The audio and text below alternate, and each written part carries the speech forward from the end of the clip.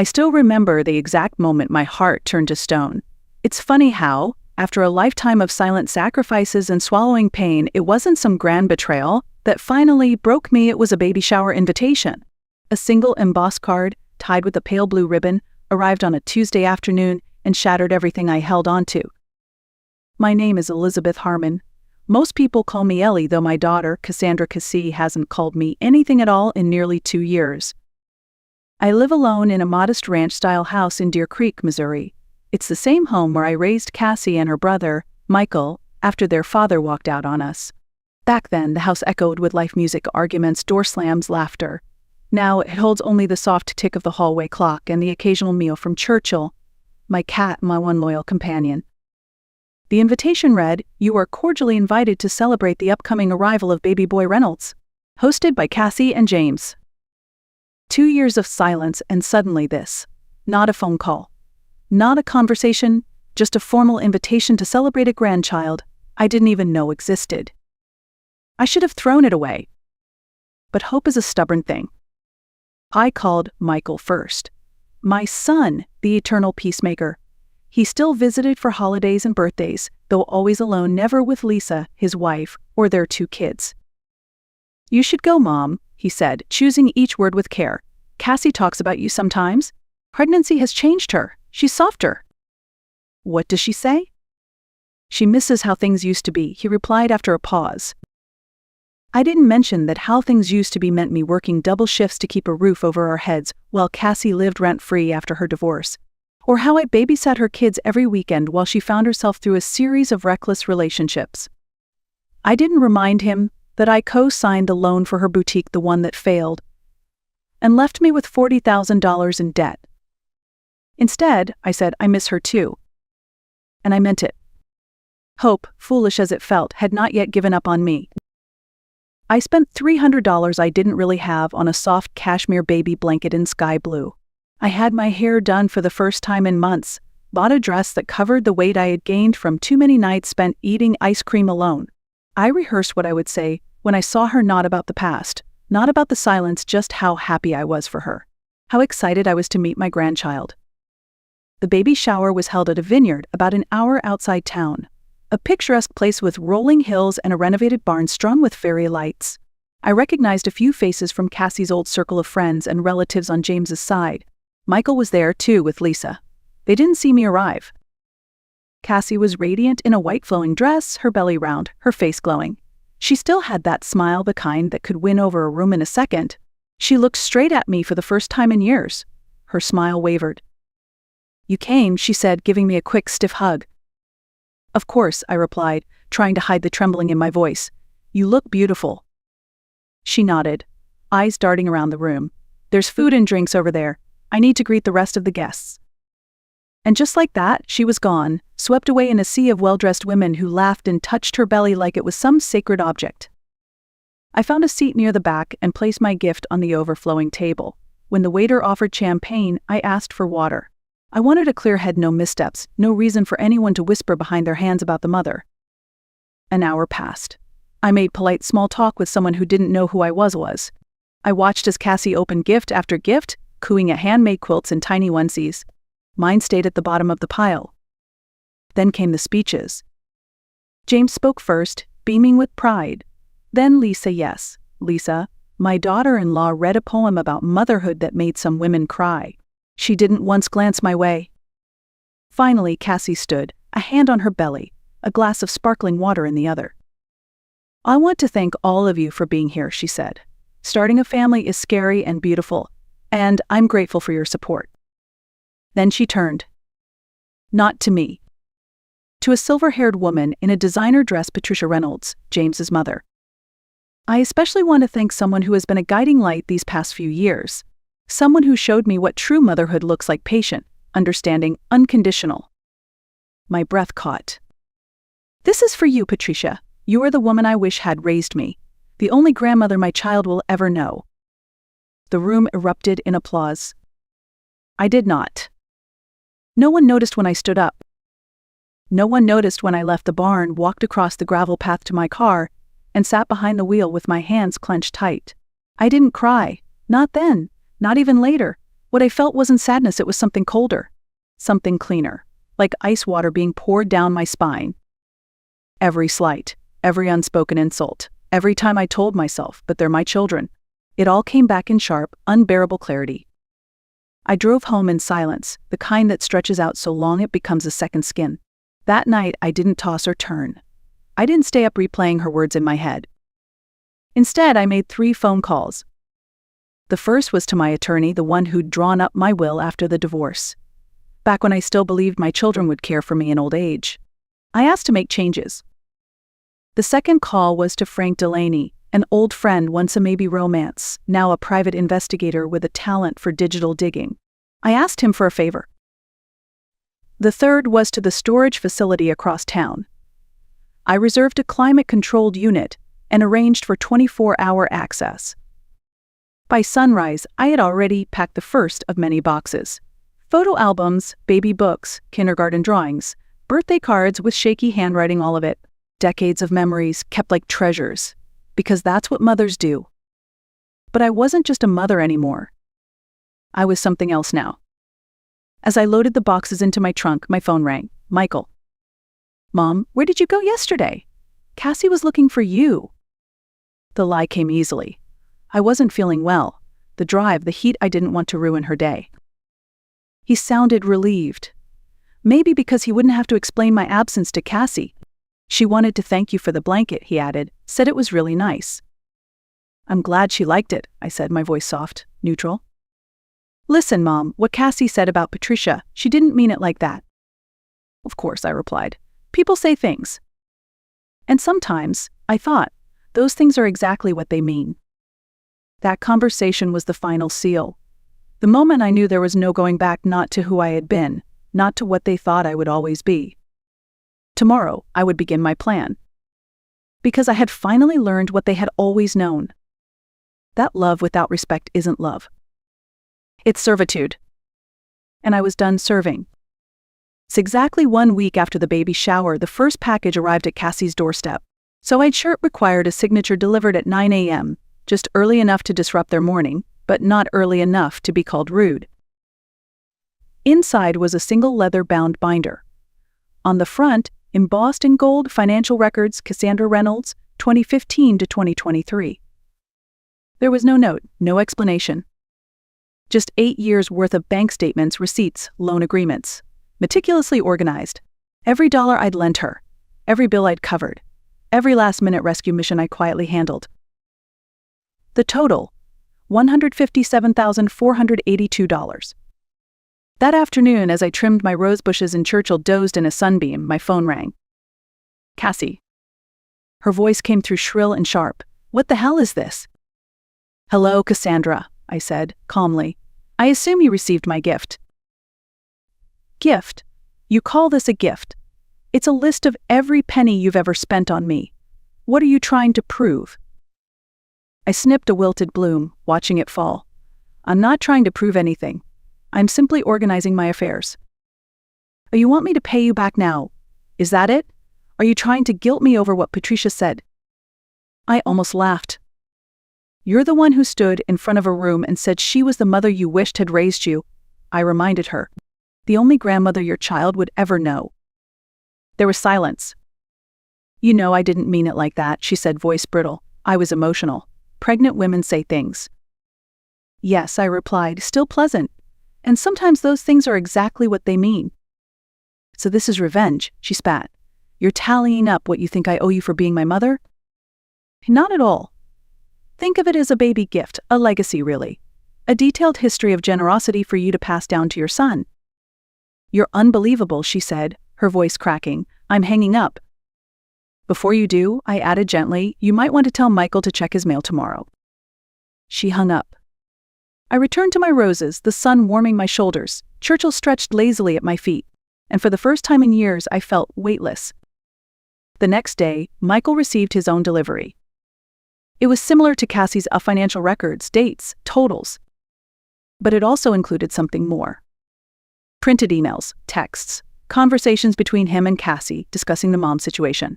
Jokes about my emotional neediness. Warnings to keep their kids away from me. Plans to exclude me quietly, without confrontation. Frank Delaney had done excellent work. Michael, as always, had been sloppy with his passwords. His call came in the evening. His voice was quiet, controlled. "Mom, what are you doing?" "Hello, Michael. Did you get something interesting in the mail?" A long pause. "This isn't like you." "No?" I asked, truly curious. "What am I like then?" Another pause. "You forgive, you let things go." "Ah," I said, tasting the soup I was cooking. "And how has that worked out for me?" He didn't answer. And for once, I didn't need him to. The next morning, 2 identical manila envelopes arrived at Cassie's and Michael's homes. Inside each was a copy of my new will dated the day after the baby shower. It was clear, unapologetic. 50% of my estate, my home, savings, life insurance would go to the local animal shelter where I volunteered. 25% would fund scholarships for single mothers at the nearby community college. And the remaining 25%, a trust reserved for any grandchild who chose to contact me after turning 18. There was nothing for Cassie. Nothing for Michael. I also included documentation of the irrevocable trust I had set up, one that made it nearly impossible to contest the will. I had learned my lesson. Thoroughly. Cassie called, screaming. I let it go to voicemail. Michael texted, "We need to talk." I didn't reply. Instead, I prepared the final delivery. This one was heavier, symbolic. 3 large boxes, delivered with care, addressed to each of my children. They contained photo albums, baby books, art projects, birthday cards, school awards. All the evidence that I had been a present, loving mother, that I had shown up, documented, cared. But there was one difference. Everywhere my name had once appeared to Mom Live Elizabeth, proud parent, Ellie Harmon, I had replaced it. Digitally, permanently. With the name Patricia Reynolds. Each photo where I had stood proudly beside them first days of school, piano recitals, science fairs had been edited. My image carefully removed, replaced with Patricia's elegant, silver-haired figure, the woman Cassie had said she wished had raised her. 3 hours later, Cassie appeared at my door. She was red-eyed, holding one of the altered boxes like it might shatter in her hands. Michael followed closely behind. I opened the door, blocking the threshold. Cassie didn't even say hello. "How could you do this?" she demanded. "These were our memories." "Were they?" I asked calmly. "You seem to prefer Patricia in them." Michael looked around the living room, confused. It had changed. I had taken down all their photos, packed away their knickknacks. The space was clean, orderly, almost sterile. "I honored your words," I said simply. "You declared Patricia your true mother. I made the record match." "So this isn't right," Cassie said, voice shaking. "It's manipulative. It's sick." "Is it?" I asked. "You stood in front of a room of people and erased me with a smile. Was that any different?" Michael tried to interject, his hands raised like a referee. "Mom, what Cassie said was wrong. We both know that, but this is too far." "What's too far, Michael?" "Keeping a record. Responding without tears." I wasn't angry. I wasn't even hurt. I was simply done. "I don't want apologies. I don't need explanations. I'm not here to be your punching bag or your backup plan." They stared at me like they didn't recognize the woman in front of them. Maybe they didn't. Maybe, for the first time, they were finally seeing me not the mother who gave endlessly, but the woman who had nothing left to give. Cassie dropped the box onto my coffee table with a loud thud. A few altered photos spilled out her 5th birthday party, her high school graduation, all of them now featuring Patricia. "This is sick," she said, her voice shaking. "You photoshopped our childhood." I gestured for them to sit, calm as ever. "I honored your reality, your words. I made our history match the roles you chose for me and for her." "This isn't reality," she snapped. "No?" I asked. "You stood up and told a room that Patricia was the mother you wished had raised you, that she would be the only true grandmother to your child. I'm simply adjusting to that truth." Michael stepped in, always the mediator. "Mom, we know Cassie messed up, but this," he pointed to the photos, "this isn't the way." "What is the way, Michael?" I asked. Should I have cried in front of everyone? Should I have begged Cassie for respect? Should I have pretended I didn't hear it? He had no answer. Cassie began flipping through the photos, her hands trembling. "How did you even do this? There are hundreds of them." "I had time," I said, "and motivation." She looked up at me, eyes red. What do you want from us? Is this supposed to hurt us? Make us feel guilty? I paused before answering. No, Cassie, not guilt. Not even pain. This isn't about emotions anymore. It's about truth. About consequences. About the stories we tell ourselves and the ones we live. Michael ran a hand through his graying hair. So what now? You cut us out of your will. You erase yourself from our memories? You keep ledgers of everything. What's the endgame here? Nothing, I said. I want nothing from either of you. That's the point. They stared at me, confused. I've spent decades wanting to be seen, to be included, to matter. I'm done wanting. I'm done hoping. I'm done accepting treatment from you both that I wouldn't tolerate from strangers. Cassie clutched her belly. So that's it? You're abandoning your own children? Your grandchild? I looked at her, clear-eyed. Abandonment requires obligation. You've both made it clear I am nothing more than a placeholder, an afterthought. I'm simply accepting that. Michael stepped forward. This isn't like you. The version of me you knew, I said, was a role I played, a mother who gave endlessly without expecting anything in return. That woman no longer exists. Cassie's voice turned desperate.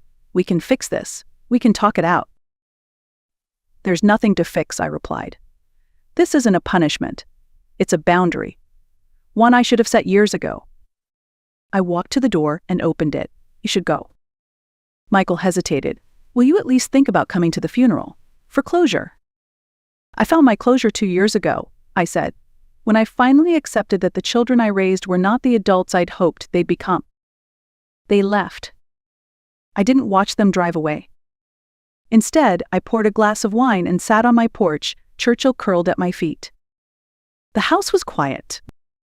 The peace profound. That night I slept soundly. No dreams. No regrets. Just the kind of rest that comes when a weight you didn't know you were carrying is finally gone. The next day, I changed my phone number. The day after that, I closed all my social media accounts. Within the week, I started volunteering at a literacy center, something I had always wanted to do, but never had the time for between Cassie's crises and Michael's requests. My days slowly shifted into new rhythms, mornings with adult students learning to read, afternoons in the garden, evenings curled up with Churchill, and a book one had long meant to finish. 3 months passed. Fall arrived in a blaze of orange and crimson. I planted tulip bulbs, daffodils, 2 tiny promises buried beneath the earth, waiting for spring. Cassie never called. Michael didn't write. And for once, I didn't wonder why. Then, one quiet afternoon, I received a card in the mail. A birth announcement. Alexander James Reynolds, 7 L's, 4 O's, 21 inches long. There was a photo, a red-faced baby wrapped in the cashmere blanket I had bought months ago. On the back, in Cassie's handwriting, your grandson, if you want to meet him, call me. I set the card on the mantel. Next to it, a photo from a recent museum fundraiser. Me, surrounded by new friends, smiling in a way I hadn't in years. I looked at Alexander's picture. I felt something. Not regret, not pain, just a quiet acknowledgement of what could have been. But I didn't call. Some bridges, once burned, should remain ashes. 1 year passed. Then 2. I sold the old house and bought a smaller place near the lake. It had a sunroom where Churchill could sleep in sunbeams in a wildflower garden that bloomed with color every spring. I dated briefly a kind widower named Robert who taught architecture at the community college. We shared dinners, laughed often, and agreed that friendship suited us best. Sometimes I heard bits of news through town. Michael had been passed over for partner. Cassie's boutique failed. James filed for divorce and had custody of Alexander. Patricia Reynolds had a sudden stroke and passed away. They were struggling. And yet, I felt no need to return, no maternal pull to rescue, to fix, to give. Because I finally understood something I wish I had known all along. A love without boundaries isn't love. It's servitude. I had spent my life teaching my children how to take. But in the end, the most important lesson I ever gave them was how it feels when the giving stops. And whether they learned it or not no longer mattered. Because I did. And that, at last, was enough. It happened in front of 200 wedding guests. A slap. Sharp, sudden, and loud enough to silence the clinking of champagne flutes. My daughter, Jenna, had just finished her wedding toast, a cruel monologue. disguised as gratitude, and then she walked across the floor in her lace gown, leaned in and struck me across the face. For a split second, no one moved. No one spoke. The air was thick, like the moment before a thunderstorm. And in that silence, I realized something I should have understood long ago. I didn't belong there. Not in that moment.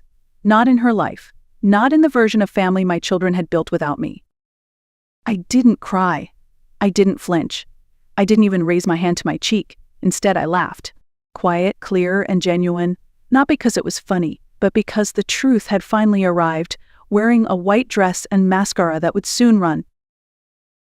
My name is Charlotte Brenner. I'm 53 years old, a widow, and until recently, I believed I was a good mother. I sacrificed everything to raise my 3 children after their father, Robert, died of cancer. I sold our house to cover medical bills. I lived on canned soup so they could have a future. And somehow, that made me the villain in their story. They said I was a burden, that I'd mismanaged money, that I was clinging to a past they were trying to escape. But I never imagined it would come to this. A public shaming. A physical blow. And yet, that moment, humiliating as it was, freed me. Because when Jenna's hand hit my face, she gave me permission. Permission to stop pretending. To stop absorbing their cruelty in the name of maternal duty. To finally speak the truth.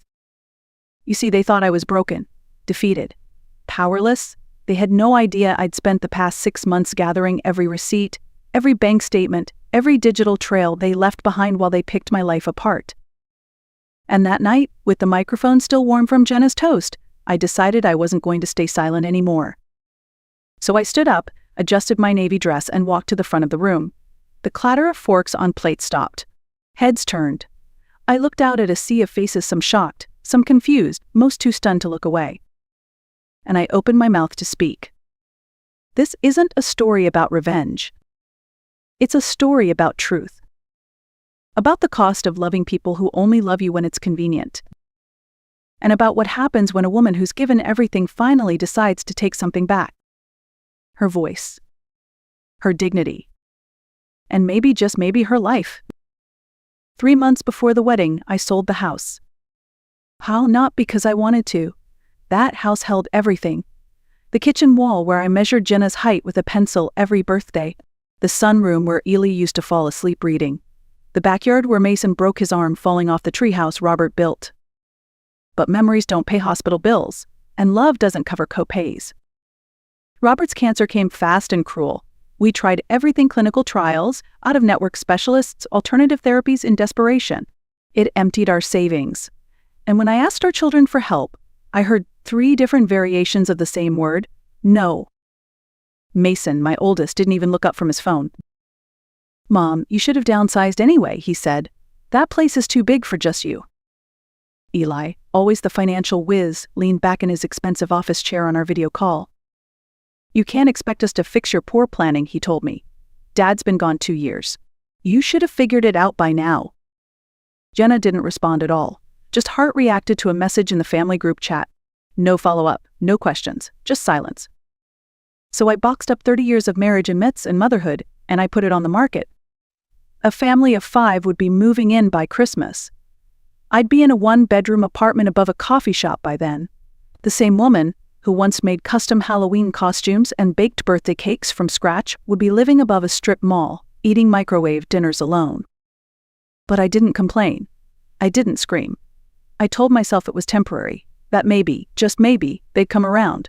So that all those years of loving them, protecting them, sacrificing for them would eventually be seen for what they were, proof that I tried. Instead, they planned a wedding without me.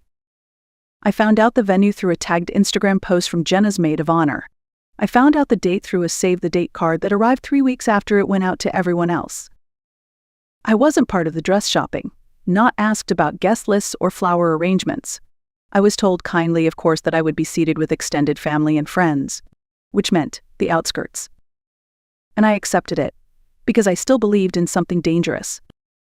Hope. I thought that if I just showed up, dressed properly, smiled when spoken to, and stayed out of the way, they might remember who I used to be. What I meant to them. That I wasn't a burden, I was their mother. But they didn't. Instead, they built their lives as if I were already gone.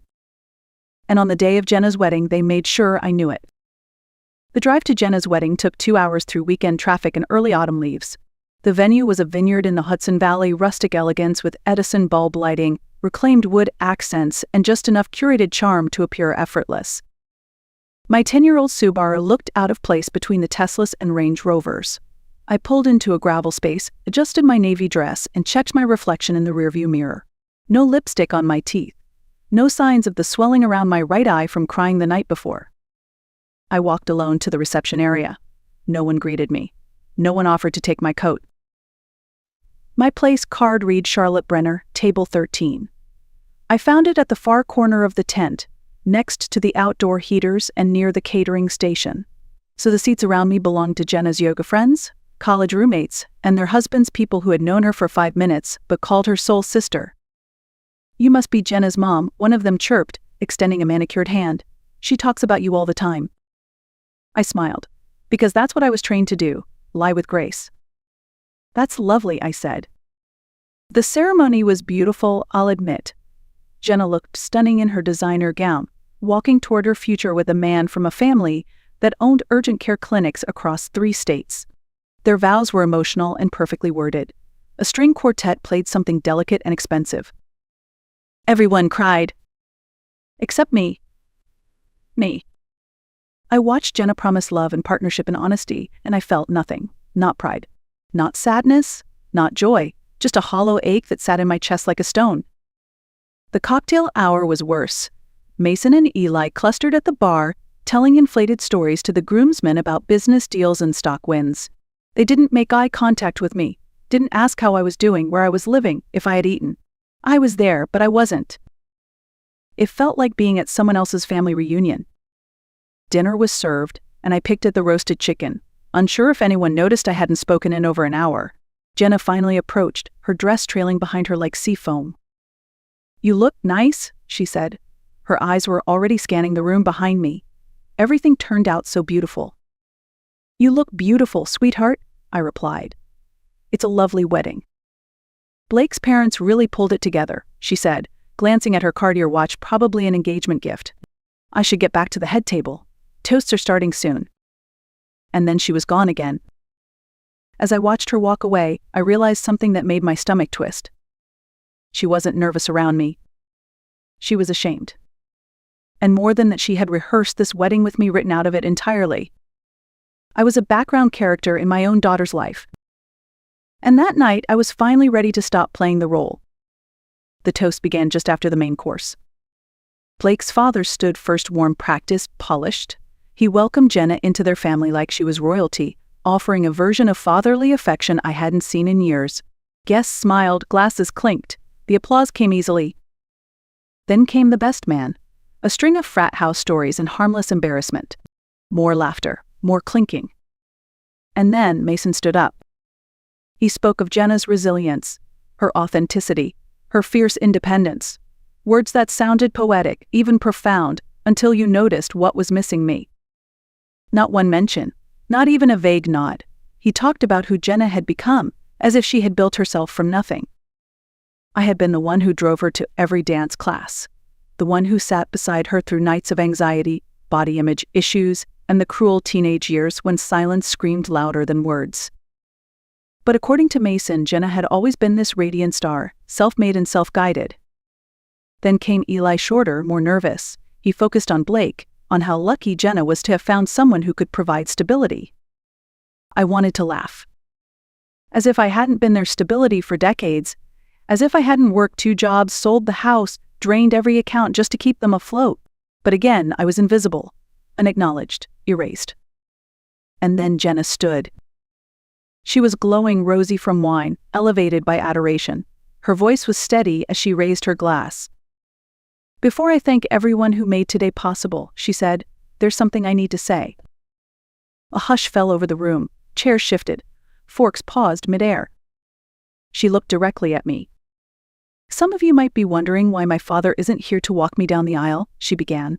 "He passed away 2 years ago. He fought hard, but not everyone fought with him." My breath caught. "My mother," she continued, letting the words dangle like bait, "spent everything he left us on treatments we all knew wouldn't work. She was desperate and selfish, and now she expects us to fix the mess she made." The air left my body. People turned in their seats, uncertain where to look. She smiled then, a soft, rehearsed expression. But I want it known, she said, that this wedding, this day, this new life with Blake, has nothing to do with her. She raised her glass toward me. And then she walked across the room, leaned in, and slapped me. Open palm, hard, unapologetic. Gasps erupted, silverware clattered. I tasted blood at the corner of my mouth. And in the seconds that followed, something inside me shifted. It wasn't rage, it wasn't grief. It was clarity. I stood slowly, and I laughed. Not loud, not dramatic. Just enough to say, I see you now. All of you. And I think it's time you saw me. I walked to the microphone. No one stopped me. I wasn't on the program. I wasn't invited to speak, but at that moment the room belonged to me, and I wasn't about to waste it. 200 faces stared back, some shocked, some uncomfortable, all waiting for the mother who had just been slapped to either break down or explode. I did neither. I took a breath, and I spoke. Thank you all for coming to celebrate my daughter's wedding, I began, voice calm, even. Since Jenna decided to make this evening about family finances, I thought I'd share a few details just for context. I could see Blake's parents exchange glances. His mother reached for her pearl necklace like a shield. The room held its breath. First, I said, locking eyes with Jenna, I want to congratulate the couple. Jenna is 3 months pregnant. A collective gasp. Jenna's face turned white. Congratulations are in order, I continued, although I imagine Blake's family may find the timeline interesting. Blake slowly turned toward his bride, confusion hardening into something colder. But that's not the only surprise tonight, I said, because for the past 6 months, while I was preparing to sell the home my children were raised in, I was also working with a forensic accountant. Mason stood up. Mom, don't. I will, I said sharply. When someone like me, a grieving widow, is forced to sell everything, you start asking questions. Questions like, where did the money go? Who took what? Who betrayed whom? The room was dead silent. Mason, I said, turning to my eldest. 3 years ago, you used your position to access our joint trust and funneled over $200,000 into companies registered to your firm's address. You called my financial planning reckless while robbing me blind. His jaw clenched. His fiancée slid her chair an inch away. No, I continued, you used my credit cards to buy cryptocurrency and digital assets I never consented to. $73,000 gone. All while I was taking care of your dying father. Noah stood up abruptly, knocking over his chair. You don't understand how it works. Oh, I understand, I said. I just finally stopped pretending not to. The crowd stirred. People whispered. Phones came out. Someone was recording. And Jenna, I said, my voice soft but sharp as a blade, you were the most creative of all. Every sponsored post, every handbag, every wellness retreat, all paid for with money from your father's medical account. I held up my phone. Screenshots of transfers. Invoices for procedures. A $12,000 Chanel handbag. A weekend in Napa #blessed. Jenna was crying now, but they weren't tears of guilt. They were tears of exposure. I would have spent every penny again to save Robert, I said. But I didn't get the chance. Because while I was managing his pain meds, you were siphoning off what little we had left. Blake's face was blank. Cold. Jenna reached for his hand. He didn't take it. The best part? I added, stepping back slightly. They all thought I wouldn't notice. That I was too grief-stricken, too stupid, too loyal. I looked at my 3 children now standing, flustered, defensive. You were wrong. I set the microphone down. And for the first time in years, I felt power return to my body. Mason was shaking, muttering about lawyers. Noah looked like he might bolt. Jenna sank into a chair. Her perfect dress puddled around her like melted icing. I didn't destroy this family, I said quietly, to no one in particular. I just stopped lying about what it had become. Blake's father stood up.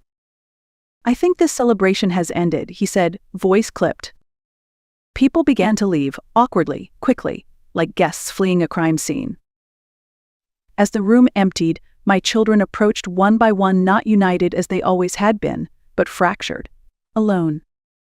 Mason arrived first. You've ruined everything, he hissed. No, I replied. I revealed it. Noah grabbed my arm. You can't prove any of this. I met his eyes.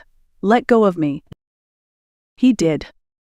Finally, Jenna stood before me. Mascara streaked, eyes red. How could you do this to me? She whispered. The same way you slapped me, I said. The same way you stole from me. I walked past her, heels echoing in the silence. And for the first time in my life as a mother, I didn't look back.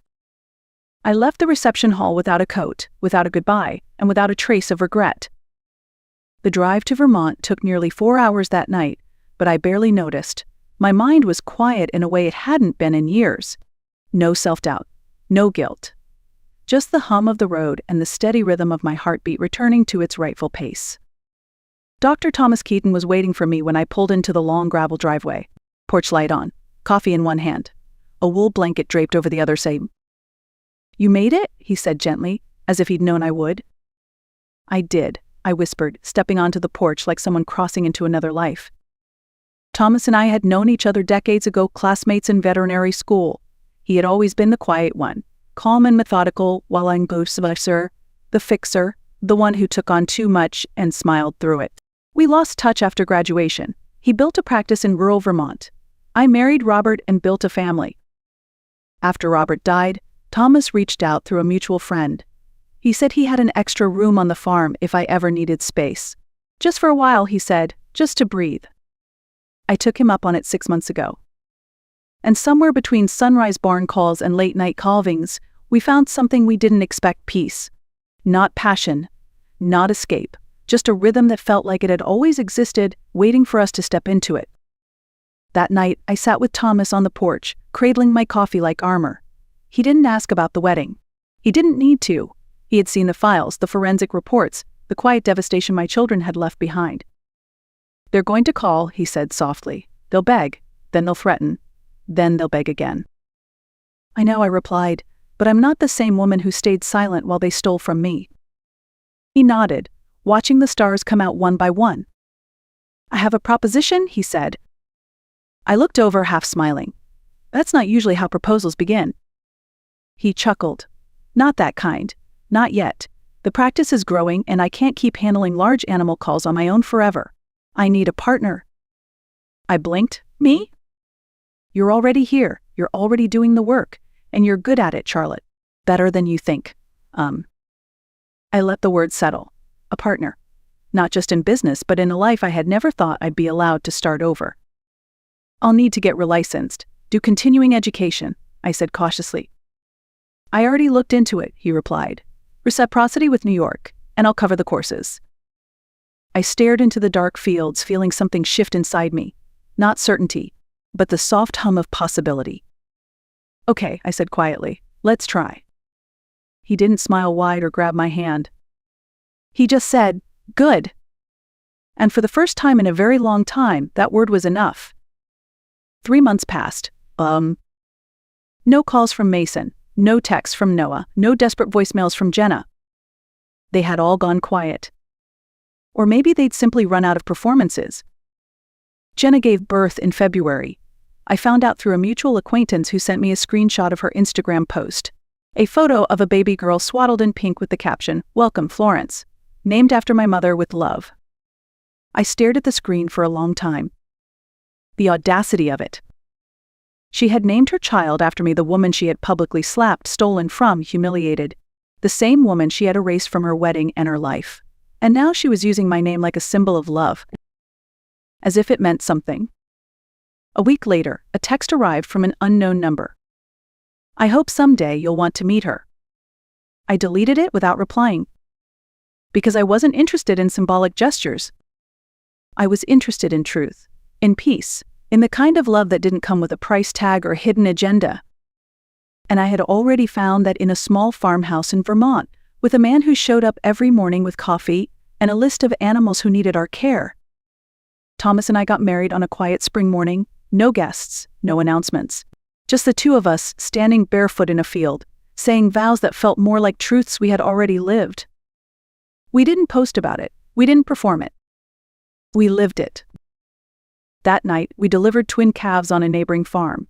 My hands were covered in straw and new life. My heart was calm, Later, as we sat on the porch watching the sun disappear behind the trees, Thomas asked if I had any regrets. About them? I said. He nodded. I thought about Mason scanning barcodes at a chain store, Noah facing legal scrutiny over his crypto fraud, Jenna couch surfing through friends who'd already begun to see the cracks in her curated world. No, I said. Regret is for people who didn't make a choice. I chose this. He reached for my hand. I let him hold it.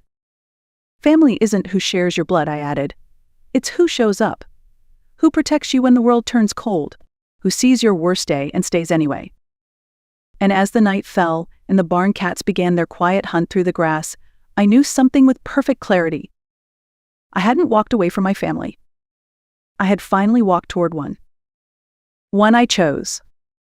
One that chose me back.